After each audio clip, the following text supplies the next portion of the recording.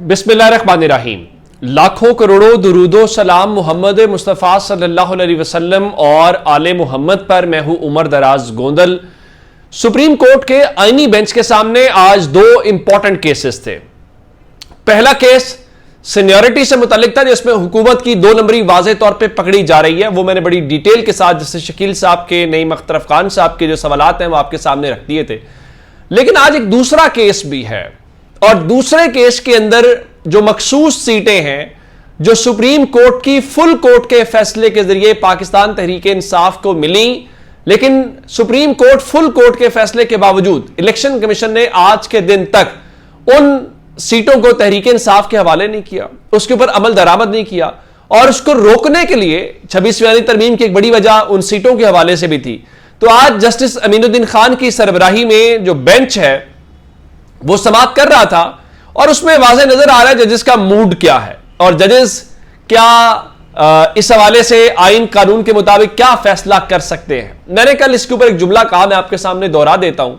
मैंने कहा उन्होंने जनरल इलेक्शंस के अंदर अवामी वोट की बुनियाद के ऊपर जनरल सीटें नहीं दी, और आप ये तवक्को रखते हैं कि वो सुप्रीम कोर्ट के आईनी बेंच में आइन और कानून के मुताबिक सीटें दे देंगे। अवामी वोट से बड़ा तो आइन और कानून कोई नहीं होता। अगर उसको नहीं माना गया तो इस कानून की क्या हैसियत है। अच्छा, आज एक जुमला बुनियादी तौर पे फैसल सिद्दीकी साहब जो हैं, जो सुन्नी इत्तेहाद काउंसिल के वकील हैं, उन्होंने एक जुमला एक ऐसा बोला बड़े एहतराम के साथ, मुझे उम्मीद है कि वो बेंच में लगा और बहुत सारों के दिल के ऊपर लगा। ये पाकिस्तान में ही हो सकता है कि सुप्रीम कोर्ट की फुल कोर्ट एक फैसला करे, लेकिन उसके बाद उस फुल कोर्ट के फैसले को उससे कम जजेस, या अब अगर फुल कोर्ट का मतलब फुल कोर्ट है, अगर कल 13 जजेस फुल कोर्ट में थे, 13 होने चाहिए। आज सुप्रीम कोर्ट में फुल जजेस 25 है तो 25 बैठने चाहिए। फुल कोर्ट को फुल कोर्ट रिव्यू कर सकती है। लेकिन आज फैसल सिद्दीकी साहब ने यह कहा कि बेंच में शामिल अक्सरियत जजेस ने मरकजी केस सुना ही नहीं है, और इस बेंच में 6 नए जज शामिल हैं। यानी उनका कि आपको तो मरकजी केस पता ही नहीं, आपने सुना ही नहीं। और 6 वो जज हैं जो हाल ही में 26वीं आईनी तरमीम के जरिए अपॉइंट किए गए हैं। तो आपको अब भी लगता है हुकूमत को मर्जी का रिजल्ट नहीं मिलेगा। अब आते हैं केस शुरू कहां से हुआ और क्या कुछ हुआ। तो जो कल मैंने आपको नुक्ता बताया था कि ये कंप्लीट जस्टिस का या तहरीक इंसाफ को सीटें देने का फैसला 8 जजेस का नहीं था, 11 जजेस का था। सिर्फ 2 जजेस को छोड़ के, जिसमें नईम अख्तर अफगान और जस्टिस अमीनुद्दीन खान है, और उनमें से अमीनुद्दीन खान ने तो ये कहा था कि इदारों को ये फैसला नहीं मानना चाहिए, और उसके बाद उन्हें आईनी बेंच का सरबराह लगा दिया गया।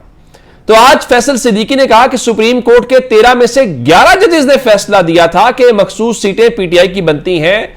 ये दर हकीकत 8 नहीं बल्कि 11 जजेस का फैसला था। चूंकि कल मैंने आपको कहा था कि 8 जजेस के फैसले को चैलेंज किया गया, 2 जजेस के फैसले को चैलेंज नहीं किया गया। फिर उन्होंने कहा सुप्रीम कोर्ट के 10 जजेस ने यह करार दिया था कि इलेक्शन कमीशन ने 13 जनवरी के फैसले की गलत तशरीह की थी। तो उसके बाद जस्टिस अमीनुद्दीन खान ने कहा जी पीटीआई ने खुद ही समझ लिया था कि वो सियासी जमात नहीं है। तो उसके ऊपर जो जस्टिस जमाल खान बंदोखेल है, उनका जी पीटीआई खुद को पार्टी समझती थी, तभी उन्होंने उम्मीदवारों को टिकट जारी किए थे, ऐसा तो नहीं था।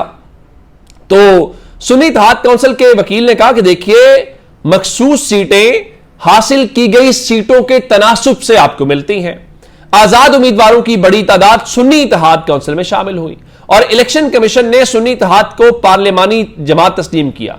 एक ऑप्शन यह था कि सुन्नी इत्तेहाद काउंसिल को नशिस्तें दी जाए, दूसरा ऑप्शन यह था कि तनासुब से हटकर दीगर जमातों को दी जाए, तीसरा ऑप्शन था कि मखसूस नशिस्तें जो है वो खाली छोड़ दी जाए।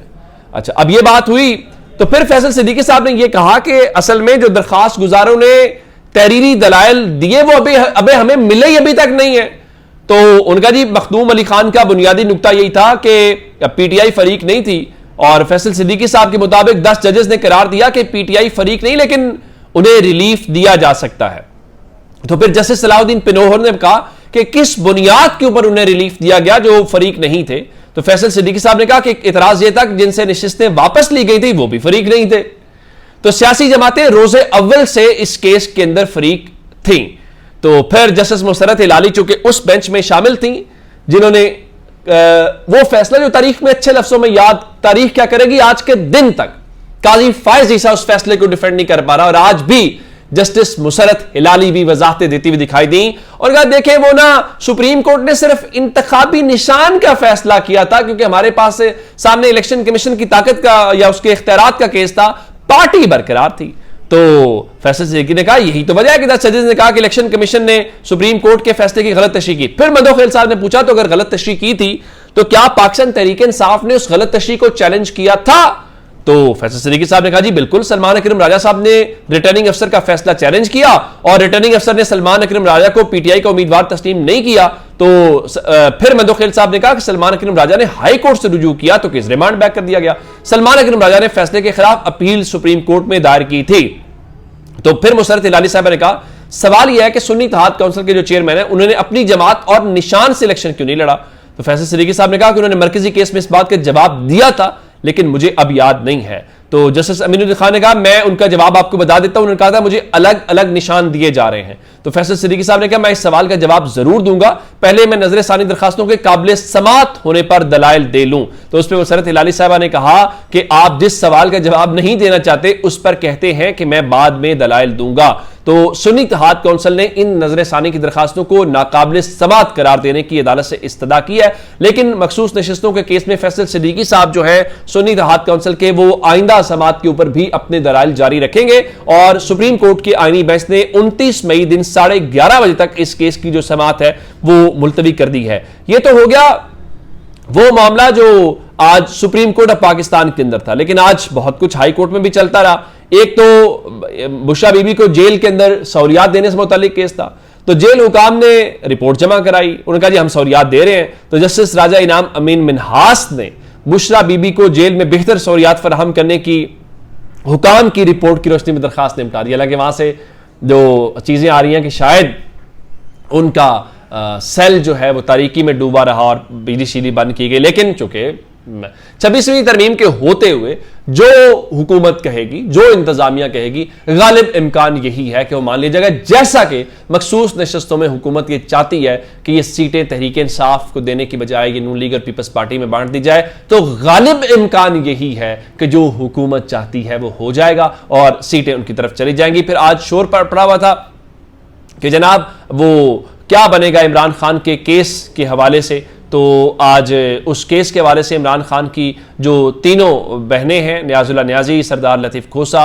दोबारा इस्लामाबाद हाई कोर्ट के कायम मकाम चीफ जस्टिस डोगरी की अदालत से उनके ऑफिस में गए और अली अमीन गंडापुर और बैरिस्टर गौहर वहाँ पे मौजूद थे। और फिर ये इतलात आई हैं जो बैरिस्टर गौहर ने दावा किया है कि इमरान खान के केस को कॉज लिस्ट में शामिल कर लिया गया और सज़ा मुअत्तली का केस जो है वो 5 जून को सुना जाएगा और उनके मुताबिक जब केस सुना जाएगा तो दुनिया को पता चलेगा कि ये कैसे वो एक सियासी केस है। लेकिन अब बात यह है कि अगर बैरिस्टर गौहर और सरदार लतीफ़ खोसा जो कह रहे हैं कि 5 जून को 190 मिलियन पाउंड सजा मुअत्तली का केस सुना भी जाएगा तो 5 जून जुमेरात ईद से कबल इस्लामाबाद हाई कोर्ट में डिवीजनल बेंच का आखिरी दिन होगा, क्योंकि जुमे वाले दिन डिवीजनल बेंच नहीं होता। तो अगर उस दिन नैब ने यह भी कह दिया ना हमें मजीद इस्तदा दे दें तो ये मामला फिर ईद के बाद लटक जाएगा। और एक और बात सब लोग कह रहे हैं कि जब तक इमरान खान को अगले केस में सिस्टम सजा नहीं दे लेता, जो गालिबन तोशाखाना 2 केस है, तो आप ये तवक्को मत रखिएगा कि इमरान खान की सजा मुअत्तल होगी। पहले वो एक और केस में सजा देंगे, उसके बाद यहां सजा मुअत्तल होगी ताकि इमरान खान की रिहाई का कोई रास्ता पैदा ना हो सके। तो अब तक के अपडेट्स अपना बहुत सारा ख्याल रखिएगा। खुदा हाफिज।